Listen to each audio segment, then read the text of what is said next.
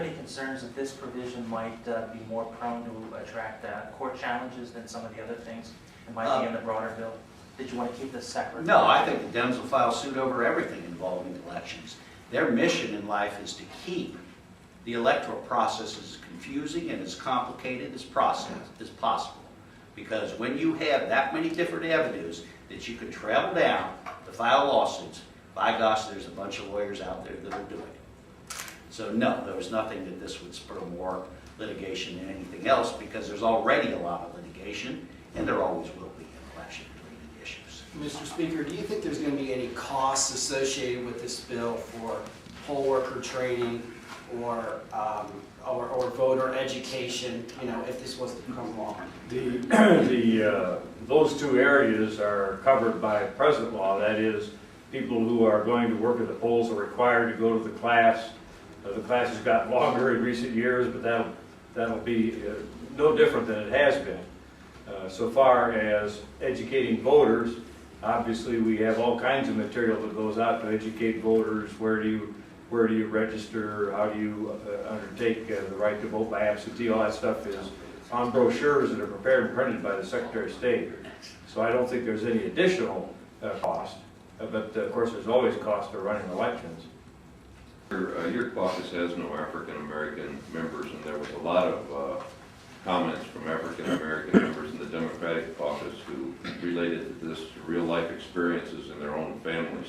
Do you think that they are unnecessarily fearful about this, or do you think it was insincere on their part? There was some very passionate comments about this, and what could you do to reassure them that wasn't your goal? I was a little bit embarrassed by the Florida debate today. The suggestion that no one is being accused of being racist, which began, but therefore we have these problems, that began the debate. Later on, it was sort of as if there was a concatenation within the Republican Party to do something racist. And I don't think that that is fair in any way, shape, or form. I'm always amused when I hear the Democrat leadership say, well, you don't have any blacks in your caucus. They beat the heck out of the last one we had in 1972 in Dayton, Ohio. I'm still mad about it. He ran in the relay with Jesse Owens at the 1936 Olympics. He was a great guy. They spent a heck of a lot of money to get rid of him. Obviously, we go out and recruit. And when we do that, we try to get black candidates. You might ask the Speaker if he had an opponent last time, what color he was. I think it's important that we not have that kind of discussion on the floor of the House. There's enough feeling in communities, black and white, about race, that we don't need to have people stand up on the floor of the House of Representatives and act as if everything that's going on is racist. And particularly not from the party that gave fewer votes to the 1964 Civil Rights Act than the Republican Party. And particularly not where you have an effort every time there's an election challenge to not count the soldier ballots. It just seems to me that if people want to get up and throw bricks at each other, there are possibilities there always. I don't think it's appropriate. I understand that many people feel very, very strongly about it. That I understand. On the other hand, that is the floor of the House. Mr. Speaker, one of the Democratic arguments here seems to be that the motivation behind the bill was really to limit votes from constituencies that tend to support Democrats, African Americans, the elderly, whatnot, for either one, to gain an advantage in the presidential election next year, or perhaps this fall if the referendum on SB 5 makes it to the ballot. Could you just speak to that? Was there any political motivation here? None whatsoever. I know all the members of this House, some a lot better than others, but I can tell you that obviously within our caucus, and I've talked to everybody, I recruited the people that ran, there is none of that. We have a number of people who could tell you stories about their relationships in the military and so forth. We have quite a few soldiers on our side of the aisle, pardon me, and a Marine. I think it's important for us to avoid that kind of discussion unless they really believe that that's what the motivation is. What always amuses me is when they start out by saying, we don't believe that this is what's going on here, and then zoom, they hone in on that issue.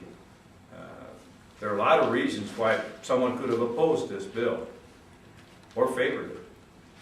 I would never say that the black members of our House opposed this bill on racist grounds.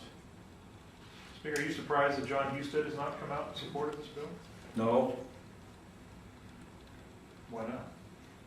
I mean, it was just called the cornerstone of election reform. Shouldn't he be on board? well, it's up to him. I mean, I certainly, I never asked him to come out in favor of it, and I don't, did you ask him? No. No, I don't, I understand that we once had Ted Brown, but I mean, I don't think that this is a situation in which there would be a rush over to an administrative officer in order to get commentary on it. I just don't see You don't it. think the chief elections officer in the state should have a say Oh, or sure. opinion on this? Absolutely, whatever he wants to do is fine. I mean, You don't look to him for guidance. You look to the Indiana and Georgia people for we look guidance. to people with that experience. Speaking of the Georgia people, we were aware of these numbers before we got started. And the question, of course, was coming up, what about the other states that have this? And we knew very, very well that the African-American vote in Georgia has increased dramatically. 5 times the amount of the white vote in Georgia before we introduced this bill. And let me say, had there been a contrary result, we might have taken a different position on the bill. In other words, had this dissuaded black voters from participating, we might have taken a totally different look at it.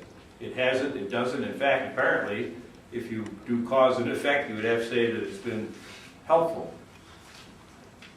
What are the differences between 159 and Georgia's bill? None of substance. None of substance at all. What are the insubstantial differences? You know, I can't think of any insubstantial differences either. The college ID issue, right? The college ID, maybe Georgia elected to not allow their independent college folks the same opportunity, but that isn't the issue that's been raised with respect to the disenfranchisement issue there. So Do you know if Indiana accepts student IDs? they may, I believe, yeah. One of the provisions of the Georgia and I think the Indiana laws is that it allows you, if you don't have a photo ID at the polls, you can cast a provisional ballot and come back with a photo ID later and still get the vote counted. Do you know, does this bill do the same? Same thing. Same thing, absolutely the same thing. That's that little discussion with Representative Sykes was about that type of thing. You can go back and get it. You can fill out your provisional ballot, and then you go get it 10 days later, within 10 days to get it. Yeah. As long as you bring back the photo ID. Yeah. Yeah. Let me jump in and just say this, when you dilute votes, it's the same as disenfranchising people, and we're looking at it in that way in our caucus. Bob and I just watched a court down in Cincinnati order the counting of some 800 ballots that was clearly against state law. That's probably going to decide an election. So the Democrats are looking at it one way, and we're looking at it the other. Any people that shouldn't be voting, that are voting, dilute the votes of legitimate voters, which is just as important as disenfranchisement. If I could go off the subject here, I've been here for a long time, half in the minority, half in the majority. What the Democrats did in committee and did on the floor today was abdicate their responsibility. And here's why.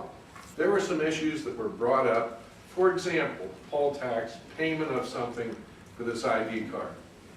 That's why I asked one lady, do you have an amendment?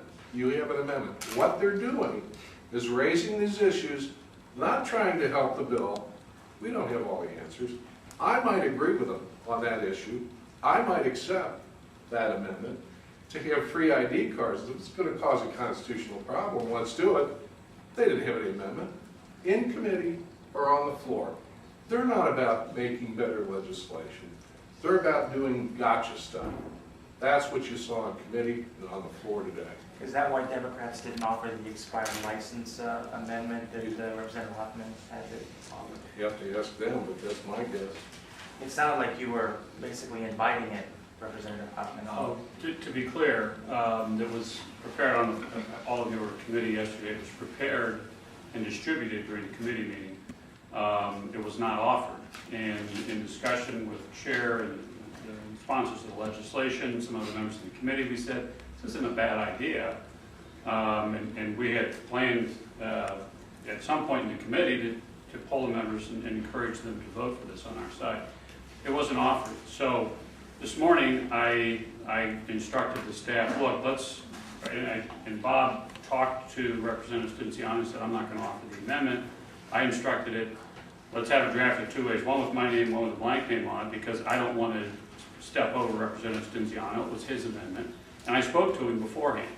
And I'm not going to disclose the conversation because I told him I wouldn't do that. But in short, he told me that I should go ahead and offer the amendment. And as you can see, it was something that we all agreed with. And I think there was one negative vote on the other side. And that's how it's supposed to work. Certainly, there are a lot of smart folks on the D side of the aisle, and they're going to come up with ideas to improve legislation. And if they would do it, like carry conceal, like other amendments that may improve it, they should do it rather than sit back and throw fireballs and hope it works for them.